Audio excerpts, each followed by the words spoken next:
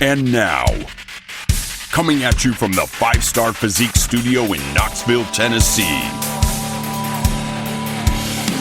this is The Drop Set. With your host, Darren Starr.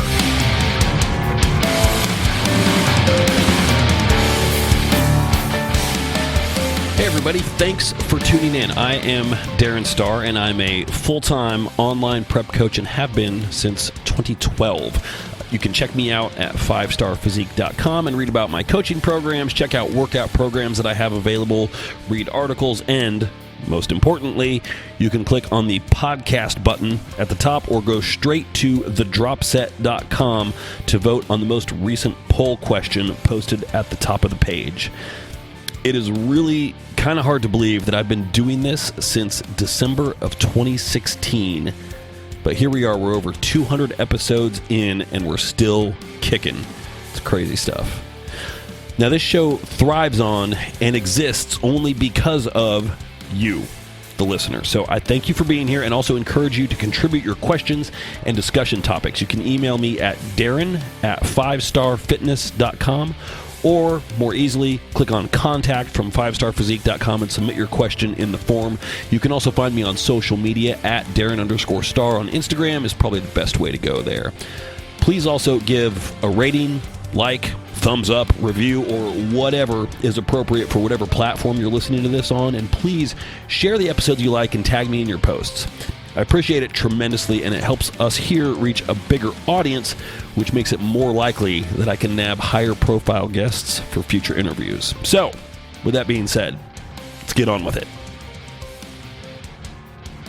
Hey everybody, Darren Starr here. Welcome to episode 215 of The Drop Set. Thank you for joining me. As you may have noticed, for those of you in YouTube land right now, and maybe not to my benefit, I found the HD button on my webcam. So the video quality should see a significant jump up here. So I'm not sure how I feel about that with all this going on here. But nonetheless, here we are. We're going to talk about some stuff. I have to right a couple of wrongs from last week. Wrongs, things that I would do differently, right? So, and by that I mean I need to bring up some stuff right at the outset here.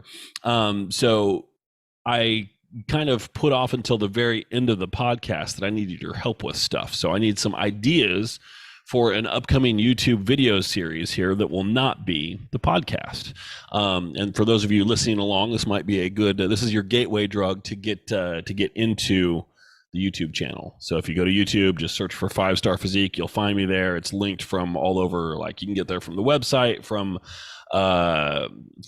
the, what is this called? Social media. It's all linked in there. So, but I need your ideas, like some kind of a recurring series, that I can bring up, and continue to hit on a regular basis on YouTube. My client Jason texted me this idea. He said, bad lifting techniques with Darren. So, and he said he sent me my first episode. So, you know, it might make sense to do like a video breakdown, like of form that clients sent in. I'd have to get their approval for it, their permission to use their stuff. The only issue there is I don't know technically how to do that. Like as I'm recording video here, how to bring in another element on screen and how to, you know, so I like that idea. There's some technical complications that I have there. I have a tech support request also. I'm just going to put this out to the audience in case anybody can answer this question for me. Right now, my setup here is I'm using a couple of, what are these, 25-inch monitors, I think? I don't know. And as you can see, like back there, that's my other workstation back there, and you can see the logo as the wallpaper on the two monitors there. Similar setup back there. What I'm looking at doing is taking this desk, which is my work computer, and moving this computer back there and using both of them in that same desk. And I'd be implementing a KVM switch, keyboard video monitor switch, to go back and forth between the two computers. That's all well and good. I got a handle on that. Although I haven't used a KVM switch in probably 20 years, so I've got to kind of get up on the technology as far as USB integration through those two. But my question out there is for anybody who has used ultra-wide 32:9 aspect ratio monitors.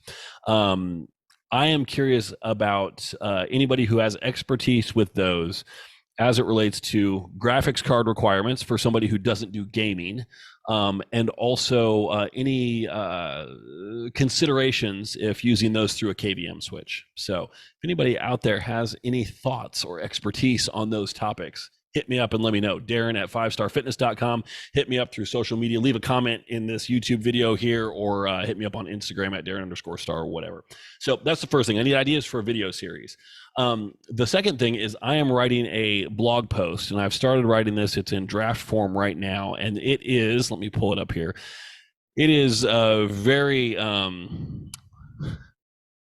very modestly titled "How to Save Bodybuilding," because there's a whole series of problems here, and we've talked about many of them here before. This doesn't just apply to the NPC, but it largely discusses the NPC.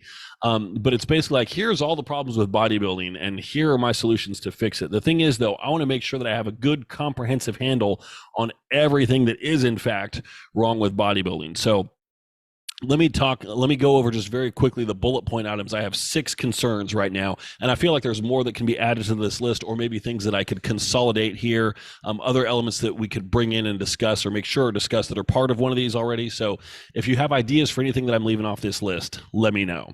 Number 1, competitor health. This will be a topic that we talk about today based on this Washington Post article that came out last week. So this is like, bodybuilders dying, not really drug protocols aren't the biggest concern here. It's more about diuretic protocols than anything else. So I have ideas on how things like that can be addressed. I will, spoiler alert, and give you all one of the ideas right now, which is there should never be a bodybuilding show that does not have an EMT on site. There you go. It's an easy one. Competitor exploitation. This goes back to a previous Washington Post article, the power imbalance between, judges, photographers, and specifically women competitors. So that's another issue. Another issue is the fan experience. Going to a bodybuilding show as a fan is a pain in the ass, and nobody goes unless they're friends or family because of how a show is constructed and what a giant pain in the ass it is.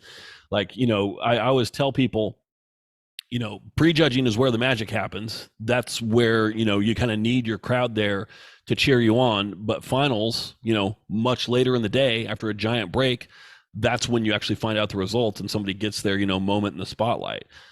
You're going to ask somebody who's a friend to come and cheer you on at 10 and then come back at 6 for they're going to be there in the morning for 2 or 3 hours maybe, and they're going to come back at 6 and be there for maybe 4 or 5 hours. I mean, good God, it's a terrible, terrible experience for the fan, and it completely alienates anyone who might be a casual fan of bodybuilding.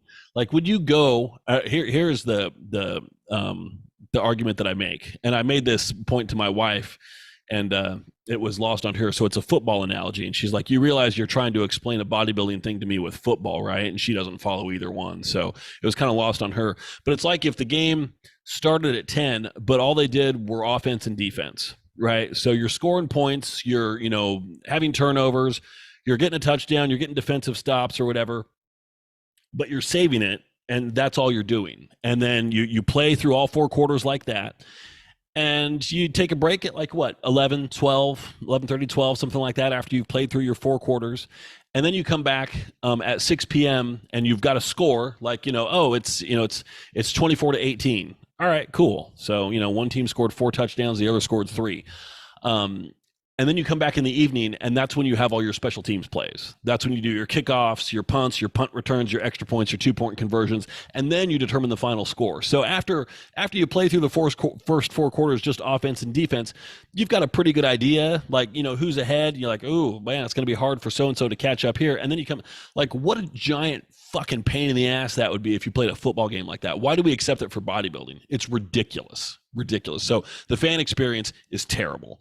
And that's not just an NPC problem. They more universally adopt the prejudging finals format, which is an outdated thing of an era gone by, and it needs to just go away completely. Judging consistency and transparency. I think we all know about that. I won't belabor the issue on that.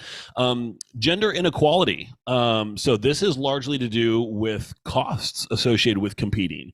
It is way more expensive for women to compete for men. Now, this is something that does not have an easy and obvious solution, because a lot of that cost discrepancy are things that, you know, a lot of women enjoy about it. Like they enjoy the whole, you know, act of getting glammed up. And it's not like we're trying to put the hair and makeup people out of business.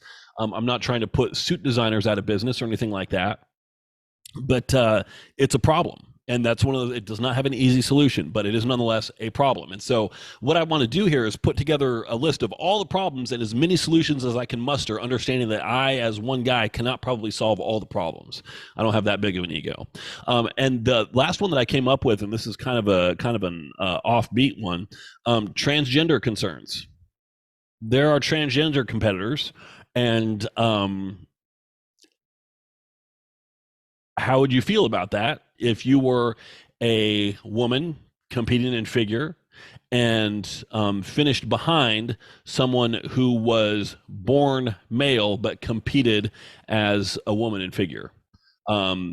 They would ostensibly, because of their, you know, genetic hormonal predisposition, have better genetic capacity than you as a woman. So, and I am not one to just say, oh, well, they just can't compete. I don't think that's something that you should necessarily have to surrender just because you're trans. So that's another one. I'm like, I'm not going to pretend that I have the solution for that, but I think it's dumb to not recognize it as a problem that needs to be thought about. So those are what I have, those 6 things: competitor health, competitor exploitation, the fan experience, judging consistency and transparency, gender inequality, basically on finances, and transgender concerns. So I'd love to have thoughts that anybody has on fleshing out that list, and also ideas for my YouTube series. Now, with that being said, it's show and tell time. I brought something with me here. So I had something made, and I'm going to have to back up from the camera and away from the mic for this. So those of you in podcast land, sorry, you're just going to have to check it out on YouTube if you want to see it. I had a friend make this for me, and it's going to go on the wall. You see where that little, that's actually, where's my finger here? That little thing right there. You can see those 2 little metal things right there. Those are aluminum French cleats that I had on the wall. I had a mirror that I pulled off the wall from there. And then that is a little metal carving thing. So that's going to come away. And I have something else that I'm going to put there instead. So let me back away here, and I will do the big reveal here. Ta-da! How cool is that shit? Check it out. Also, I'm coming in for a close-up here. You can see it's dimensional, right? It's actually like each one of these letters has been individually cut out and glued on this piece of this backing here as a separate element. So huge thank you to my friend, my wife's colleague, actually, Charlie Arp, who's the science teacher at her school where she teaches, and he has a laser with which I just sent him an Adobe Illustrator file of my logo, and he scanned it into the computer, and the computer cut it all out, and he did the rest, and he painted everything and assembled it and put it all together. So huge thanks to Charlie for that. He does like I should share his link. I'll do that in the episode description. He has an Etsy shop where he makes, like, you know, Christmas ornaments for people. He can do custom things. If you send him a photograph, he can do like a laser etched, you know, photograph that's on wood, which is super cool. It comes out photorealistic on a piece of wood. It's really awesome. He does some really cool stuff. So I will share his store on my on the show description and the show notes here. So anyway, thank you very much to Charlie for that. So a couple of things here. This is what I really want to do is break down this Washington Post article that came out. It was last week. When was it? December 7th. So last Wednesday. I remember I was scrolling through my the news on my phone when I got the pop-up that this was posted. I'm like, oh shit, okay. And I actually ended up getting a Washington Post subscription so I could read it. I know it's reposted elsewhere, but I want to go straight to the source. And also, good investigative journalism costs money, so I don't feel necessarily that I should read it for free. Like, I want to support good journalism. Nothing wrong with that. So what this article does is it details. I mean, it goes over in very elaborate detail a whole bunch of stories of people who have died in shows and some who came close. So some fly too close to the sun, and then some realize how close they are, and their wings are starting to melt a little bit, and they back off. But they're still paying the price for it, right? So one of the people featured in here, Jody Engel, I actually I had a podcast interview with her, which we started to record, like I had her on here, and we had technical issues, and I couldn't figure it out, and we were never able to reschedule it after that, and I'm really pissed off about that. That was all. It ended up being entirely my fault, and it was, we gave it a good go for about 15 or 20 minutes, and then eventually I'm like, I gotta give up on this. I'm wasting her time. I gotta fix this. So I figured out what it was, but we weren't able to reschedule after that. So I do appreciate her willingness to try that with me. But she's featured in this.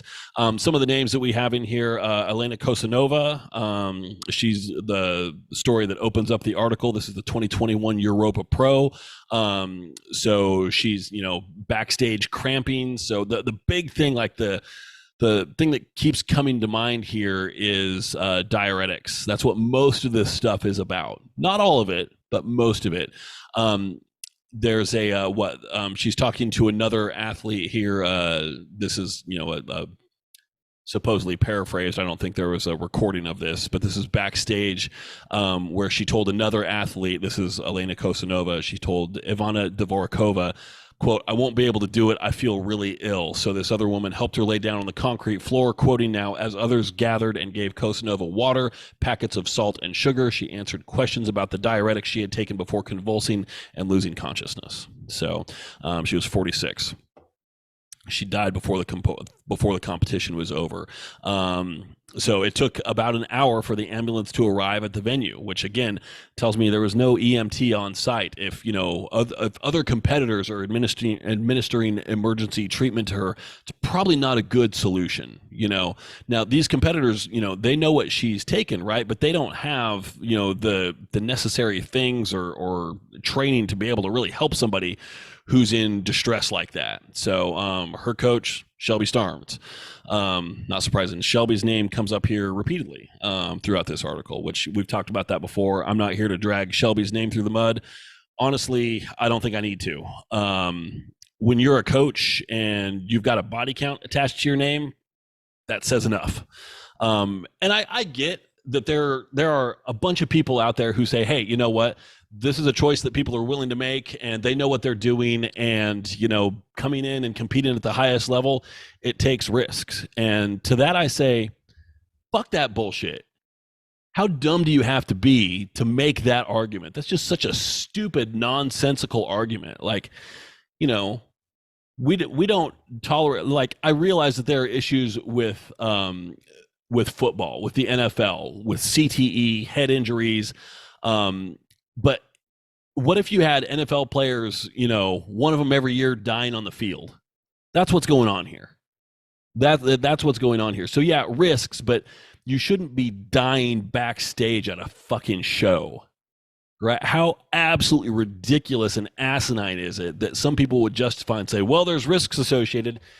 Yeah, no, there shouldn't be risk of death involved. And if you as a coach are prescribing anything that puts your client in that position, I realized I said I wasn't going to drag Shelby's name through the mud. I guess my backup here is that it's not just him. There's a lot of coaches so it's not him specifically, but I'm sorry. No, that's bullshit. That's bullshit. So yeah, honestly, I think if you're a coach doing this, there should be some level of criminal liability involved here. I'm certainly not a lawyer, understatement of the year.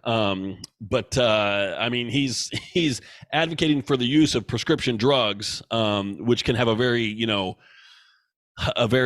negative acute effect on somebody. And it's very different from anabolics. Anabolics aren't going to kill anybody in a week. They can cause issues, which can be risk factors for other things like diuretics then. But you're going to develop health issues over a much, much slower, longer period of time with anabolics, to the point where it can be, tracked and monitored and mitigated to some extent. So, and we've talked about that before. I won't belabor the point there. So, then Jody Engel comes up next. So she was also working with Shelby at the time. This was leading into the NPC Championship Nationals in Florida. This would have been 2020, I believe. She said she'd been hospitalized, might need open heart surgery. Doctors blame diuretics. That doesn't sound like an official diagnosis, but more of like it kind of makes sense, right? So she did win her pro card at nationals. But then it says the price she paid was steep, tens of thousands of dollars in medical bills, and doctors told her she would eventually need a kidney transplant. So, Shelby Starnes did not respond to messages seeking comment for this article. Engel takes responsibility for what happened. No one forced it on her, right? She said, quote, "I was stupid because I turned over the reins to somebody that was more reckless than myself," she said. Yeah, I mean, that's the thing. She knew what she was doing, and she did it willingly. And there is like a little bit of an invincibility syndrome that comes with this. Like, oh yeah, I mean, I know it's dangerous, but I'm a badass, right? There is this infallibility complex that comes from competing in bodybuilding at a high level, and you got to recognize that at the end of the day, we're all human, and medicine and science is pretty universal. And if you take 500 ibuprofen, you're going to die. I don't care who you are. So you gotta be smarter than that. So it goes on like little backstory here, blah blah blah. Jim Mannion, so he runs the IFBB League and the NPC, declined to answer specific questions and issued a company statement, quote, "The health, safety, and welfare of all our competitors has and always will be of utmost importance to us." Well, if that's true, Jim Mannion, why don't you have an EMT backstage at all these shows? That's a pretty easy thing. That's not going to break the bank. And it seems like if you have, you've got two options. Either all the shows become drug tested, or you need to have staff on hand that, honestly, a competitor dying backstage, if bodybuilding wasn't such an underground niche thing, that would just kill bodybuilding completely, which is why my article is titled "How to Save Bodybuilding." And the argument I make there is articles like this Washington Post article are bringing to light things that, we have known for a long time, but the general public largely hasn't.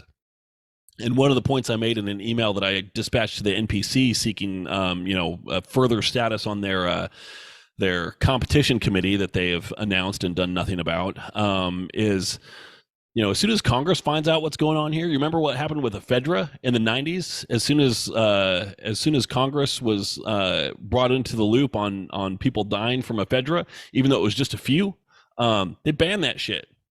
So do you want the same thing to happen to competitive bodybuilding? Do you want it to get banned, or do you want to force every show to be drug tested? Like, this is the opportunity, NPC, IFBB, to police yourself before you face harsh government regulation. Okay, this needs to be an act of self-preservation. Like, that's the level of urgency with which you need to be approaching this problem, and it is a huge ass problem. You got to fix this. Because as soon as the wrong people find out about it, you're fucking done. That's it. And bodybuilding's never going to be the same. So police thyself here. Get some shit in place so that this kind of crap stops happening. It's just completely and totally unacceptable. The health, safety, and welfare of our competitors has and always will be of utmost importance. That is the most bullshit loaded statement I've ever heard in my fucking life. What an absolute joke. No, I completely don't believe that. I don't think you're callous, but I don't think it's of utmost importance. I think you're like, we're going to let people do what they want to do, but we don't have any safety mechanisms in place. So yeah, it's not of utmost importance. Sorry, I don't buy it. I don't buy that. So let's see.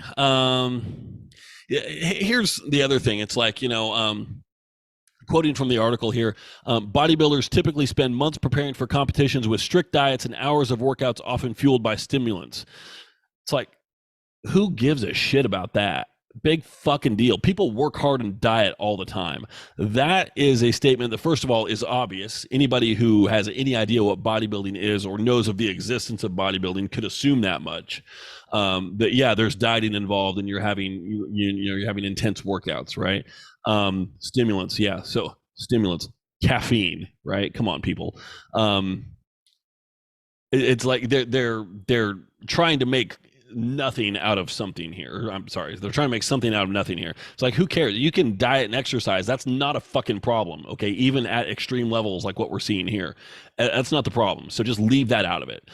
Many add to that cocktail. A cocktail of performance-enhancing drugs to build muscle and fat burners to get lean. The grueling days before contests are known as peak week. Full stop right there. Grueling days before contests. I'm sorry, if you're doing it right, it shouldn't be that hard. It shouldn't be that bad. If it's grueling, it's probably because you feel like ass because of your diuretics, right? I mean, peak week is more about rest and just peaking the body, and rest and water manipulation are your two ingredients there. I mean, I don't use prescription diuretics with my clients. I just don't. I don't feel the need to. I know that it's completely universally, but here's the thing, like, look at photos of any competitor online, and I know we talked in the last episode about how photos can be edited, but look at the conditioning and the dryness that competitors are showing when they're 1, 2, 4 weeks out, whatever. Like, these people are dry and peeled as shit. Okay, you don't really need to worry about pulling water out of your system at that point. Just manipulate your water. Use an over-the-counter diuretic like Expel. That's going to be fine. You don't need 3 different prescription diuretics in order to get yourself looking peeled on stage. It's just completely unnecessary. So, and that's the thing. It's like, people are dying because of shit that they 100% don't need. If you're lean enough, then, you know, unless you're some kind of weird freak that just holds a shit ton of water, which, spoiler alert, you probably aren't, then you don't need it. You don't need it. So, George Peterson, 2021, 37 years old, found dead in an Orlando hotel room 2 days before the Olympia. Kind of shocking that has been so forgotten by people. 2 days before the Olympia. So today is Tuesday. Imagine that if in 2 days from now, who's going to be at the Olympia? I don't know. Not somebody who's in the run to win it, but like a top 10 competitor or something like that. You know, a second, third call out kind of person died on Thursday. I mean, come on, that's what we're talking about here. This was last year. Fuck. Police discovered hundreds of pills without prescription labels. I mean, you know, anybody who's taken PEDs knows, like, that's a common sight. that just means he was well stocked. Thyroid medication to speed up metabolism, of course. Clenbuterol, of course. Yep. That's all well and good. And, you know, I accept that just because those things are, once again, they're not risk-free at all, but they're not going to kill you. They're not going to kill you right away. So, if you're dying, it's not because of that. It's because of the diuretics 2 days before a show. Who else do we have here? Peterson's coach was Justin Miller, declined to answer questions about his athletes' use of performance-enhancing drugs. Of course, you're gonna decline to answer questions because it's illegal. Whether you're taking them or advising other people to take them, it's not a good look, you know. So, and I would also cite client confidentiality. You know, I'm not talking to people about that because, you know, whether the client's dead or alive, that's not my information to divulge. So, let's see. Those who have survived the bodybuilding lifestyle describe the lasting impact: kidney failure, stomach ulcers, high blood pressure, thyroid dysfunction, enlarged hearts, hormone imbalances, hair loss, infertility, eating disorders, muscle dysmorphia, and depression, along with various orthopedic injuries. Well, I don't know. Some of those are legit. Some of them much less so. Luke Sando was another one. So this is in the UK. This was last year as well, I think. No, 2020. So, and the editing of this article is weird. So they mentioned Luke Sando, actually his mother, right up here, but then they come back to him later on.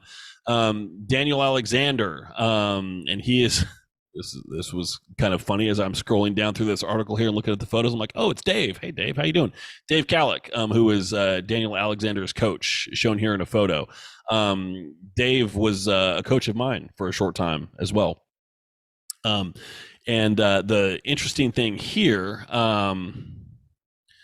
so he's advising Daniel Alexander to take magnesium for cramps, and detailing a gear protocol that has 6 compounds in it. And it says, according to text messages reviewed by the Post. Well, they actually post that here, this text message exchange.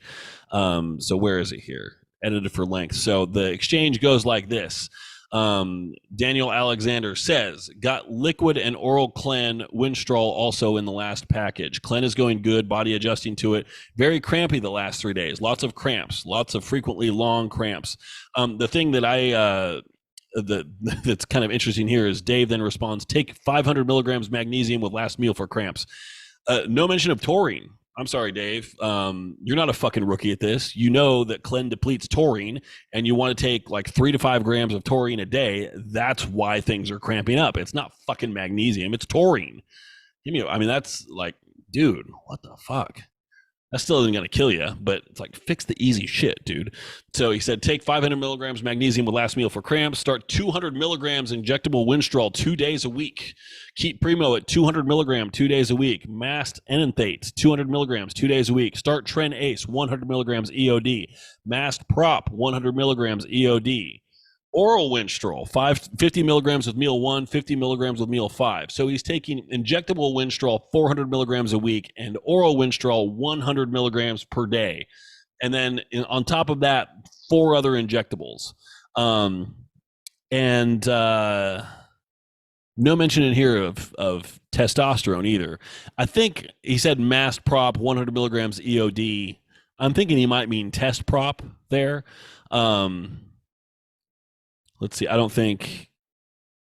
Yeah, he doesn't correct himself later, but again, he may have corrected himself, but the post edited that out because they don't know what the fuck any of this shit means. Because he says master on enanthate 200 milligrams 2 days a week, and then later on master on propionate 100 milligrams every other day. You don't need both of those. That's dumb. But there's no testosterone in here, so that's probably supposed to be test prop 100 milligrams every other day, which would be a reasonable dose along with all this other stuff. So 4 injectables plus Winstrol injectable plus Winstrol oral. Like, Jesus fucking Christ, man. That's a lot. That's a lot.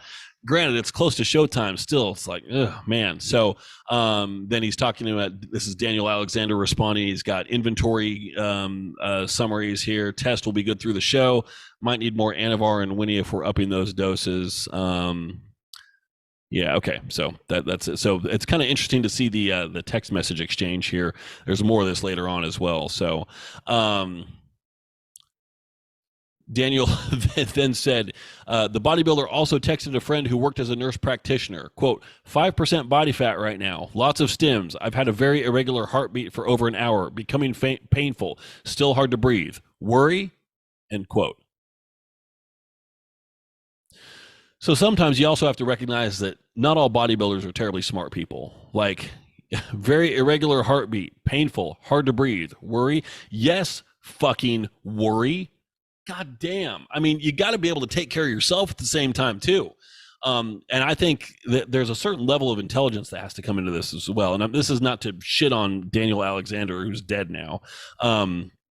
So I mean, I feel bad about this, but at the same time, it's like, you know, there needs to be a base level of intelligence and body awareness before anybody jumps on PEDs.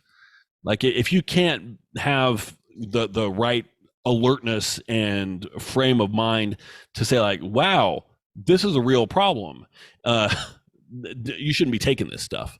So his friend, the nurse practitioner, told him to, quote, go to urgent care, and repeated the advice when he reached out later that evening. Quote, I'm pretty sure I got Winstrol in my blood during my shot today. It's better, just not gone.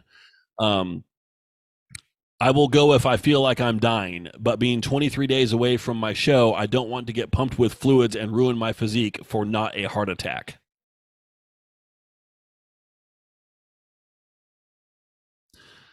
The next morning, Calic messaged at 5:45 a.m., how is your heart rate? And he never responded.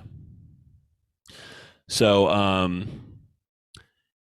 his friends said they were on the phone with Calic when the friends, found Alexander in the shower with the water running. They performed CPR until paramedics arrived. Drugs were everywhere. Calic told one of the guys who found Alexander to hide anything out in the open and delete the text messages from his phone. He said that without thinking, he brushed some pills off a desk into a drawer before someone told him this was a crime scene. Correct. Yes. So lots of drugs found. No surprise there. So autopsy said he died of steroid-induced cardiomyopathy. interesting. I don't know about that, but this protocol is pretty crazy. Injectable wind straw, I've never been a fan of recommending it. I don't think it's a good move. It's usually not necessary. And going with two types of wind straw. Here's the thing: if this is what it takes to look good enough to win a show, and how does Daniel look here in this photo? There's just one photo of him, and it's backstage at a show. It's with Dave holding the trophy. He looks fine. I don't know. He got a terrible tan. He's not posing or flexing or anything like that. It's hard to say for sure. But if you're taking all that shit, you better look fucking boss. That's all I can say, man. It's just not worth it. It's not worth it, people. So this is certainly this is steroid abuse. This is not use. This is abuse. And I know that for some people that's a distinction without a difference. But you can in the right circumstances, you can use things like this in a somewhat responsible fashion. Of course, I mean, you could be prescribed a good portion of this stuff as well. This is just ridiculous, though. Like, no, don't do it. Don't do it. So Calic didn't respond. He says he still features, the article says it still features a photo. Calic still features a photo of Alexander on a coaching website under transformations and testimonials. So coaching protocol here. If you have a dead client, take their photo down. Alexander is quoted as saying, "Since working with Dave, my body has grown correctly, safely, and I have seen nothing but success in the shows I've done so far. By far the best decision I made in my bodybuilding career." Well, that has not aged well. So his parents see it differently. Not shocking there at all. His mother said, quote, "My son paid for his own death," literally. 23-year-old Brandon Charlie, 2018, Livermore, California. On a strict diet for an upcoming show. Okay. Yeah. And so he had, this gets made a big deal of when it's not. He had a whole bunch of stuff in his apartment, including a bottle with the label T3, a thyroid hormone marked, quote, "not for human use." It's because he bought that as a research chemical. That's common and not really an issue. That's more of a legal loophole than anything else. So full toxicology was never asked for from the coroner. So that's him. Next up, so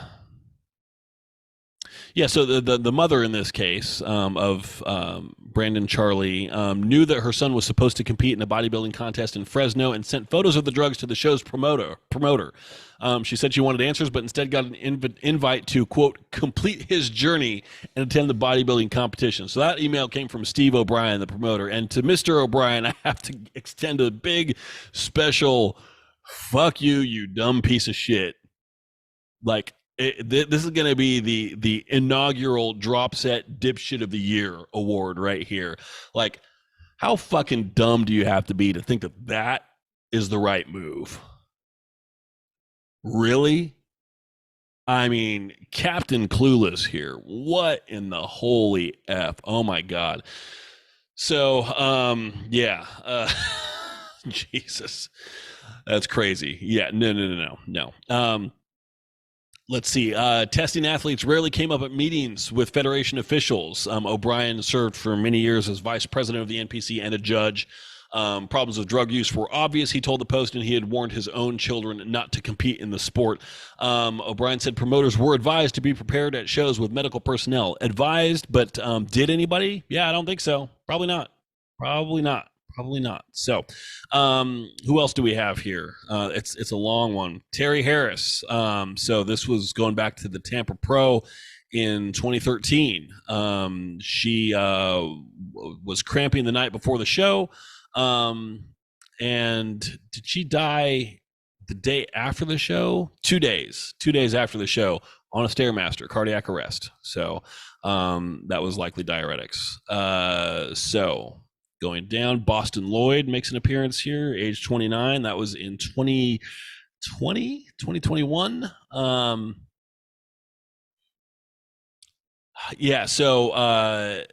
Suffered for years from kidney problems, and in 2020 he was diagnosed with stage 5 kidney failure after injecting himself with large doses of a peptide that caused weight loss in monkeys, according to medical records. This pretty much sums up Boston Lloyd in one sentence here. When he shared the news publicly on Facebook, he said, quote, "I did this to myself with an idiotic experiment, and it finally all caught up to me. Do I regret anything? Absolutely not." Okay. All right. I think, I don't know. I think your family might regret some of that. So don't be a selfish prick. So this past February, it was earlier this year, February, collapsed. The thing. This year is kind of gone by in dog years. Died at 29, leaving behind a 3-year-old son. So, and then this features his mother, who's a former and probably, I think, still active natural competitor. Regarding drug use in bodybuilding, and if they were to regulate it, she says, quote, "They'll lose money. It's the whole thing of bodybuilding. It's a freak show. They want freaks out there. The freakier you are, the more money you make." True. I made this point in my in the draft of the post that I'm working on right now. And everything that she said is completely spot on. They do want more and more. So what I said here is drug tested shows will likely remain. Let's say worst case scenario, the NPC and IFBB get the government shut down, right? They're just scrapped from existence. They get Control Alt deleted.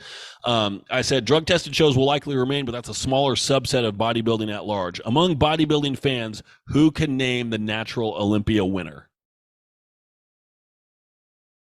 Anybody? Here's the thing. The INBA Natural Olympia was held in, I think it was early November in Vegas. And if you go to the INBA's website, it's not even there. I mean, give me a break, guys. And the other thing is, so I was poking around looking for this, and they have a Natural Bodybuilding Hall of Fame. And so I started scrolling through there. I'm like, I wonder if there's any names in here that I recognize. The only one I recognized was Mike O'Hearn. And he... I mean, the legendary status of Mike O'Hearn as a natty is one of the more laughable things in the history of bodybuilding in the internet. So, who else do we have here? Maria Sabanovich Suarez. So this was another Shelby Starnes client. So 3 days after Tampa Pro in 2019, died in a hotel bed. Okay. Jody Engel, we've talked about Jody in the past. Her story is pretty interesting and worth reading. Like she's still alive. She's good. So there's emails here detailing this. These are emails between Jody and Shelby Starnes talking about gear protocols, etc. And again, it's pretty aggressive. So Shelby, or I'm sorry, not Shelby, Jody, her pictures look pretty crazy. And if you've seen like how she trains, she's pretty intense, right? But here's where we are. We are what? I'm not sure how far out this is. It's August 31st, 2020. So this would have been in advance of nationals, which would have been in November. So you've still got like August, September, October, November. Well, it would have been in December, I think, actually. I'm not sure when it was 2020. That's when it was moved around and shifted and delayed and who knows when. But so it's still, a good bit out.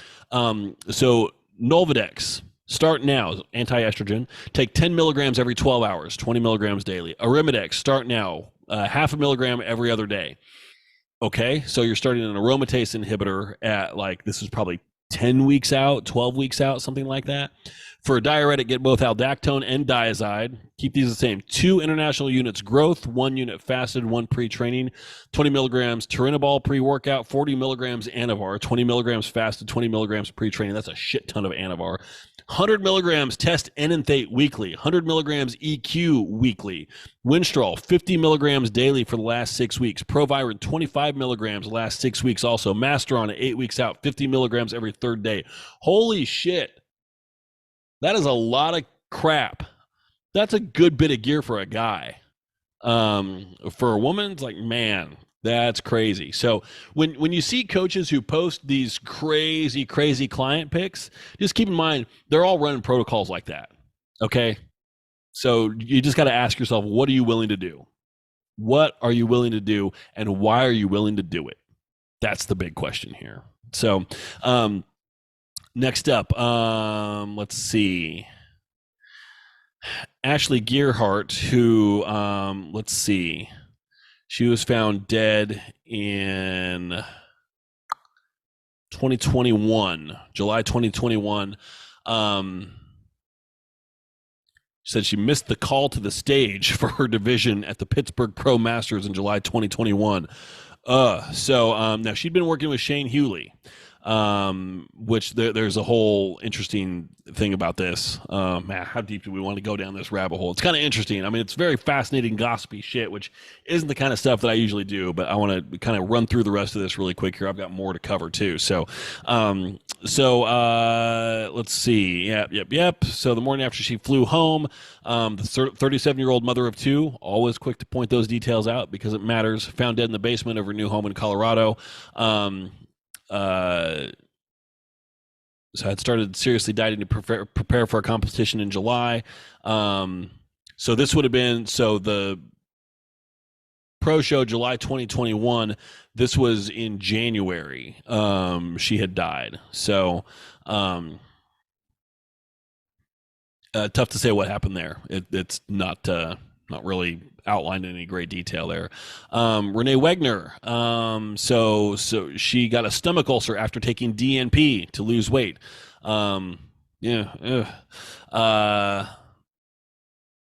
Yes. She said she began judging several years ago. She said officials have talked about rewarding a softer look, but she's never seen it in practice. Sound familiar? Quote, they do the complete opposite, Wegner said. If they didn't reward it, bodybuilders wouldn't be doing it. Bottom line. Yep. All right. So let's see. Dallas McCarver. We've heard his story before. If you haven't, I don't have anything additional to offer you on that.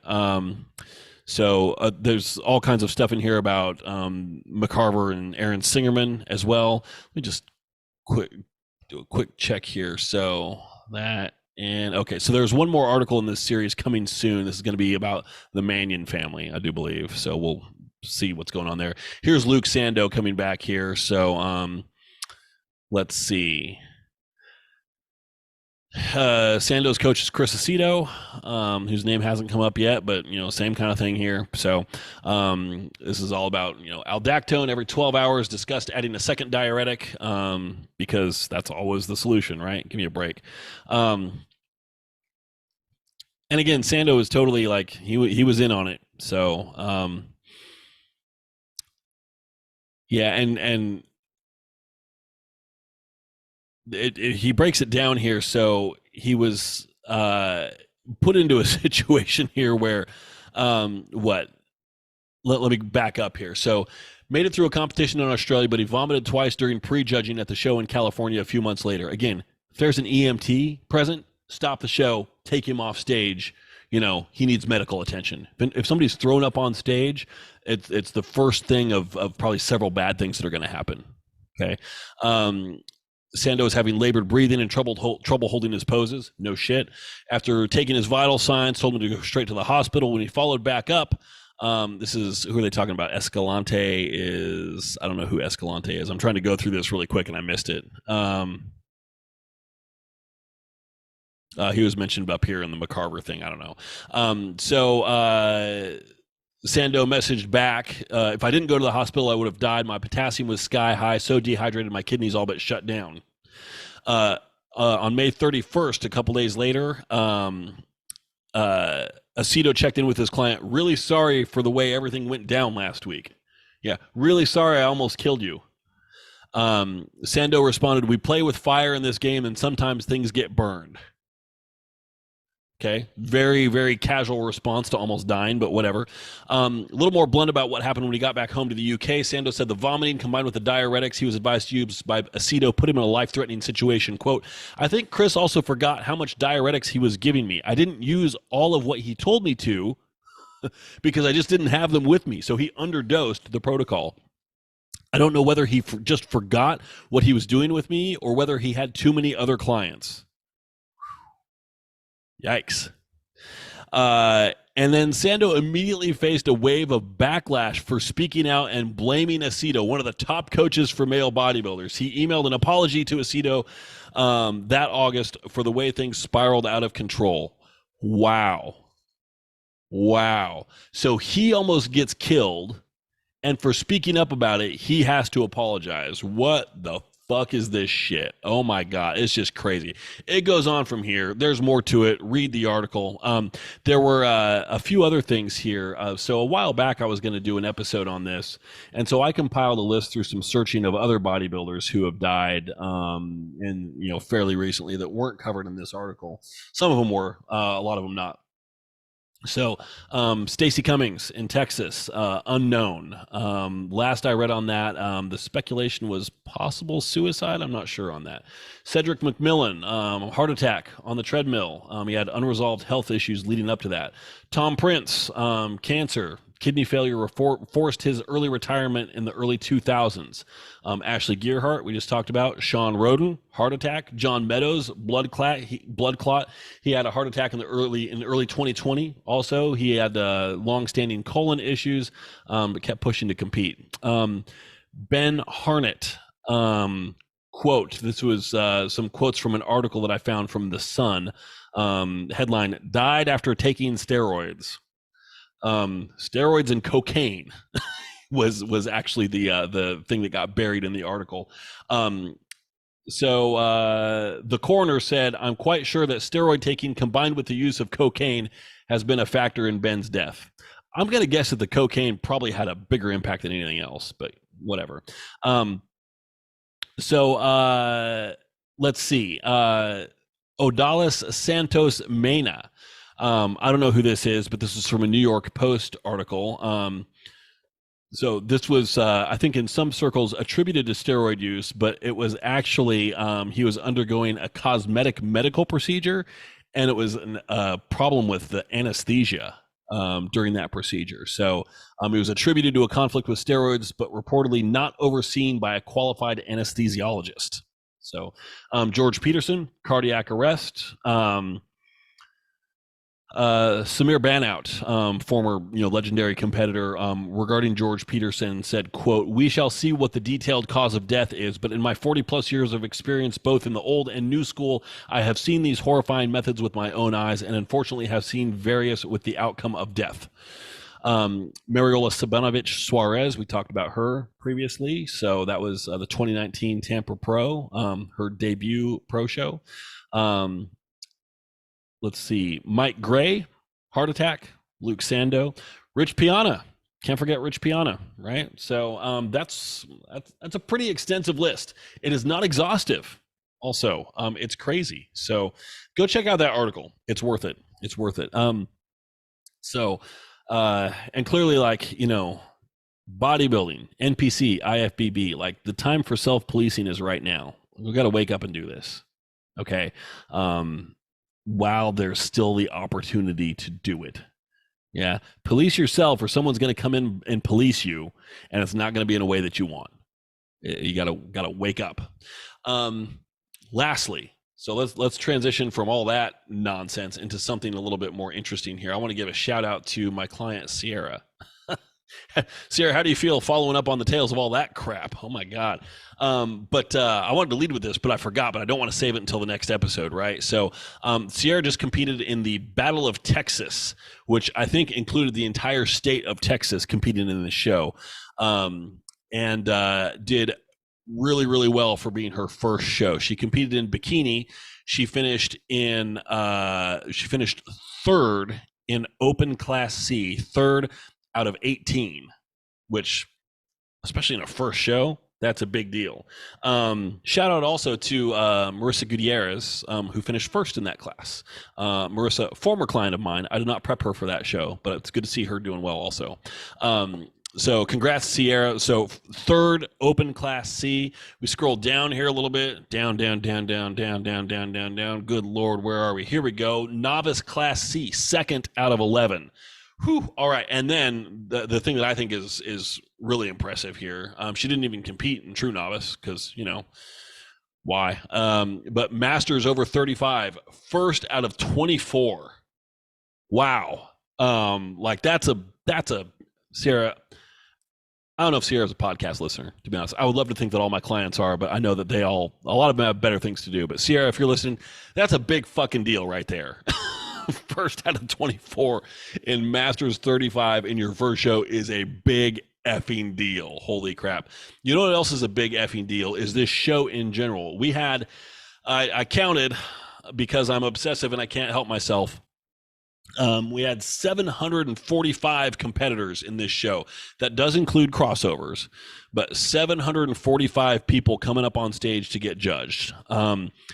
Sierra, she messaged me all throughout the day on Saturday. We were in contact. I think prejudging finished around 8 p.m.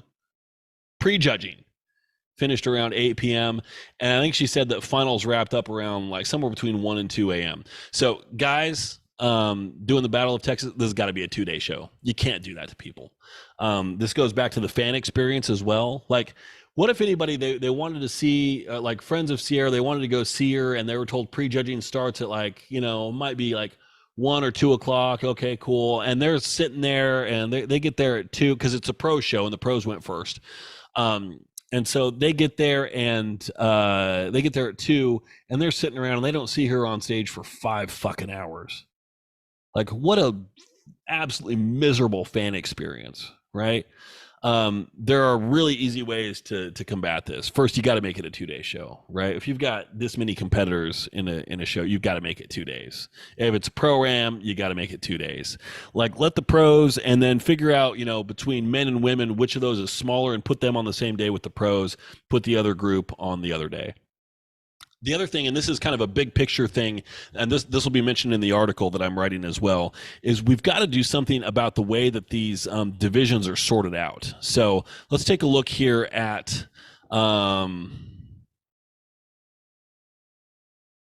what's a good example? There's several, but I think one of the best ones here is probably women's physique. So there were only, I think, like 17 women's physique competitors, something like that. There were 234 in bikini.